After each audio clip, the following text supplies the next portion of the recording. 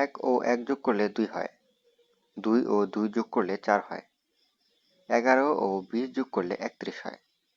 এগুলো আমরা ভালোই বুঝি, কিন্তু যখনই আমাকে বলে বাইনারিতে যোগ বিয়োগ করো, তখনই আমার মাথা নষ্ট হয়। তার আগে আমাদের দুইটা জিনিস এক্সট্রা জেনে রাখি।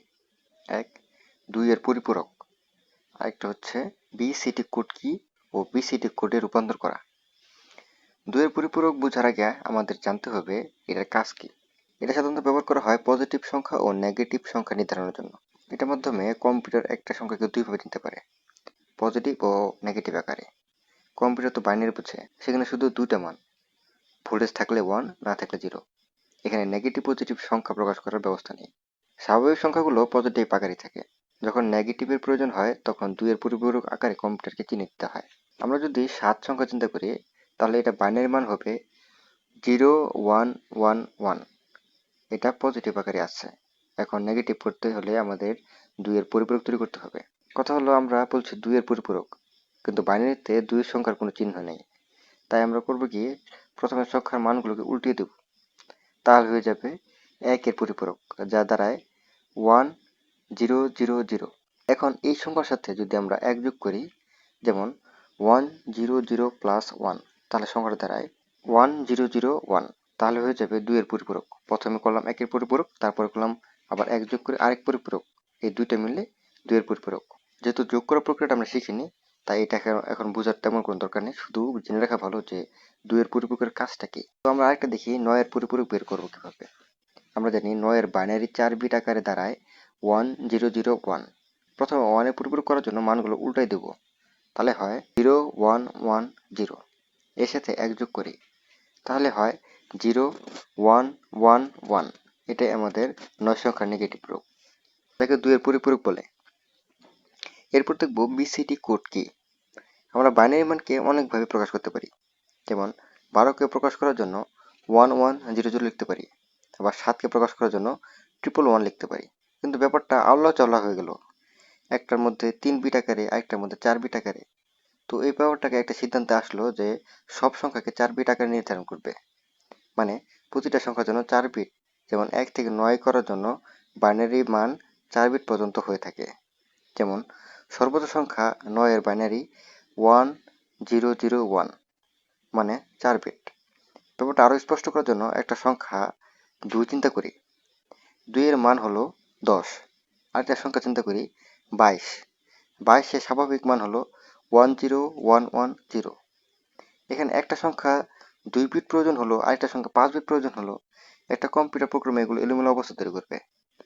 তাই চিন্তা করলো প্রতিটা সংখ্যার জন্য 4 বিট করে বরাদ্দ করা হবে। প্রয়োজনে বাকি বিট শূন্য দিয়ে পূরণ করতে হবে, এবং একটা সংখ্যা প্রতিটা অক্ষর বা চিহ্নকে আলাদাভাবে চিন্তা করতে হবে। 22 এর স্বাভাবিক মান 1, 0, 1, 1, 0, আর বিসিডি মান 0, 0, 1, 1, 0, 0, 1, 1। আর শেষ কথায় দাঁড়ায় সংখ্যাকে সহজে বের করার জন্য এই প্রক্রিয়া বিসিডি অনেক জরুরি। মনে করুন আপনাকে 3, 4, 5 সংখ্যার বাইনারি মান বের করতে বলা হলো। এটা স্বাভাবিকভাবে বের করতে অনেকটা কষ্ট হয়ে যায়, কিন্তু 3, 4, 5 এর বাইনারি মান হলো বিসিডিতে 3 এর জন্য 0, 0, 1, 1, 4 এর জন্য 1, 0, 0, 5 এর জন্য 0, 1, 0, 1। এক্ষেত্রে সবথেকে বড় সুবিধা হলো ম্যাজিক মেথড ব্যবহার করা যায়। আশা করি কোনো কনফিউশন থাকার কথা না। এখন আমরা দেখব যে কোনো সংখ্যা যোগ বিয়োগ করা।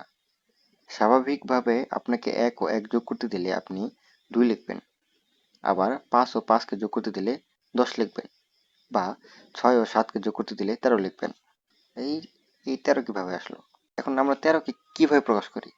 সাধারণত 1 থেকে 100 পর্যন্ত যদি লিখি এবং গণনা করি, 1 থেকে 13 পর্যন্ত যে সংখ্যাটা দাঁড়ায় সেই সংখ্যাটাকে আমরা লিখব 13। কিন্তু এই সংখ্যাটা যদি আপনার অক্টালেও বা হ্যাক্সে যান, তখন তো মানটা পাল্টে যাবে। দেখা গেছে হ্যাক্সে এটা মান দাঁড়াচ্ছে ABCD। এখন আপনি দশমিক সংখ্যা কিভাবে বের করেন? প্রথমে 1 থেকে 9 পর্যন্ত 10টা সংখ্যা লেখেন, এরপর আপনি 1 নেন কমন হিসেবে, যেহেতু প্রথমে শূন্যকে নিচের কমন হিসেবে, তাই পরবর্তীতে 1 নিলেন। এরপর আবার 1 থেকে সুন্দর করে বসা গেলেন 9 পর্যন্ত, এরপর 2 নিলেন এবং 1 থেকে শুরু করে আবার 9 পর্যন্ত বসালেন, এরপর 3 নিলেন, এরপর আবার 1 থেকে 9 পর্যন্ত বসালেন। এই যে একটা প্রক্রিয়া চলতেছে, এইভাবে আপনি যত খুশি সংখ্যা লিখতে পারেন। এখন আপনি যদি অক্টাল সংখ্যার পদ্ধতি যান, তাহলে 0 থেকে আপনি 7 পর্যন্ত সংখ্যা নির্ধারণ করবেন। 7 হচ্ছে শেষ সংখ্যা। তো এইটা যখন হয়ে যাবে তখন আপনি কি করবেন, আবার 1 কমন নেবেন। 1 এর সাথে আপনি আবার বাকি 7 পর্যন্ত নেবেন, তারপর 2 নেবেন, তারপর 2 এর সাথে আবার 7 পর্যন্ত নেবেন। এভাবে পালাক্রমে চলতেই থাকবে। আর যদি আপনি হ্যাক্স নেন, তাই এখানে 15 পর্যন্ত হচ্ছে আপনার শেষ সীমানা। 15 হচ্ছে এফ। এফ যদি হয়ে গেল, এরপরে আপনি আবার 1 নেবেন, তারপরে আবার 1 থেকে শুরু করে আপনি এফ পর্যন্ত যাবেন। এটা শেষ হয়ে গেলে আপনি আবার 2 নেবেন, 2 এর পরে আপনি আবার 3 নেবেন, ইত্যাদি। এখন আবার বলা হলো 7 ও 6 কে অক্টালে যোগ করো। তার আগে অক্টা সংখ্যা তৈরি পদ্ধতি দেখি। আমরা মৌলিক 0 থেকে 7 পর্যন্ত 8টা সংখ্যা নিব। এরপর এক কমন নেব এবং 0 থেকে 7 পর্যন্ত নেব, যাকে 1 এর পাশে বসাবো। এরপর 2 নিব এবং 0 থেকে 7 পর্যন্ত সংখ্যাকে 2 এর পাশে বসাবো। এভাবে চলতে থাকবে। এখন আমাদের 7 ও 6 কে যোগ করে 13 আসছিল। এখন এই সংখ্যাগুলো 13 পর্যন্ত গুনি, তাহলে দাঁড়ায় 15।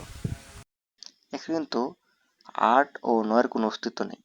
আমরা যদি 13 ভ্যালু চিন্তা করি, তাহলে গুণে দাঁড়ায় এ হচ্ছে 10, বি হচ্ছে 11, সি হচ্ছে 12 আর ডি হচ্ছে 13। তাহলে 13 ভ্যালু দাঁড়াবে ডি। এখন আসি মূল পয়েন্টে। এখন আপনাকে 1 ও 1 যোগ করতে দিলে উত্তরে কি লিখবেন? অবশ্যই 2। 1 1 1 ও 1 1 কে যোগ করতে দিলে অবশ্যই উত্তরে লিখবেন 2 2 2, মানে 222। এখন 1 ও 1 কে বাইনারি যোগ করতে দিলে তখন কি করতেন? স্বাভাবিকভাবে 1 1 যোগ করে 2 হয়, কিন্তু বাইনারিতে 2 বলতে কোনো চিহ্ন বা সংখ্যা নেই। বাইনারি 2 বলতে কোনো সংখ্যা চিনে না। তবে বাইনারি 2 এর মান 10 ধরা হয়। বাইনারি 1 এর মান 1, 2 এর মান 10, 3 এর মান 1 1, মানে 11। এখন আরেকটু ক্লিয়ার করতে গেলে 1 1 1 1 1 1 কে যোগ করি। 1 আর 1 যোগ করলে হয় 2, আর এই 2 এর মান হচ্ছে 10। তো 10 এ আমরা শূন্য বসে হাতে রাখি 1। তারপর আবার 1 ও 1 কে যোগ করলে হয় 2 এবং হাতে রাখি 1, সেই 1 কে যোগ করি, হয় 3। তো 3 এর বাইনারি মান হচ্ছে 11। 11 এর 1 বসাই, হাতে রাখি 1। তারপরে আবার 1 ও 1 কে যোগ করি, হয় 2। সেই 2 কে সেই হাতে রাখা 1 এর সাথে যোগ করি, তাহলে দ্বারা 11। যেহেতু পরবর্তী কোনো সংখ্যা নেই, তাহলে ডিরেক্ট এখানে 11 বসাই দেবো। এখনো ক্লিয়ার হওয়ার কথা না, তাই আরেকটা দেখি। যেমন 1010 প্লাস 1100। এখানে 0 আর 0 ইকুয়াল 0 হয় এবং 0 সাথে 1 যোগ করলে একই হবে। আবার 0 সাথে 1 যোগ করলে 0 হবে। আবার 1 এর সাথে 1 যোগ করলে হয় 2, যার বাইনারি মান হচ্ছে 10। তাই এখানে আমরা ডিরেক্ট 10 বসিয়ে দেবো। এখন দেখব বাইনারি বিয়োগ, যা অতিরিক্ত সহজ। যেমন 1 ও 1 বিয়োগ করলে 1 থেকে 1 বাদ দিলে হয় 0। আবার 1 1 1 মাইনাস 1 1, এখানে 1 থেকে 1 কাটা গেলে 0, আবার 1 থেকে 1 কাটা গেলে 0, আবার 1 থেকে 1 কাটা গেলে 0। আবার আরেকটা দেখি, 1 1 0 1 মাইনাস 1 0 1 0। এক্ষেত্রে 1 থেকে 0 দিয়ে কাটলে একই থেকে যায়। 0 থেকে 1 বড়, তাই 1 কাটা সম্ভব নয়, তাই এর সাথে 1 ধার নেওয়া হয়। যেহেতু আমরা 1 ধার করছি, তার মাসুল হিসেবে আমরা পরবর্তী 1 এর মান আমরা 0 করে দেব এবং নিচে আছে 0। তো এই 0 0 কাটাকাটি 0 হয় এবং 1 1 এ কাটা গেলে সেটাও 0 হয়। তাহলে মান দাঁড়ায় 0 0 1 1। আশা করি বুঝতে কষ্ট হওয়ার কথা না। লজিক এটা আমার কাছে খুব কঠিন লাগে, তাই এটা ভালো করে বুঝাতে পারবো বলে মনে হয় না। তাই দেখা হচ্ছে পরের ভিডিওতে। So stay with piece.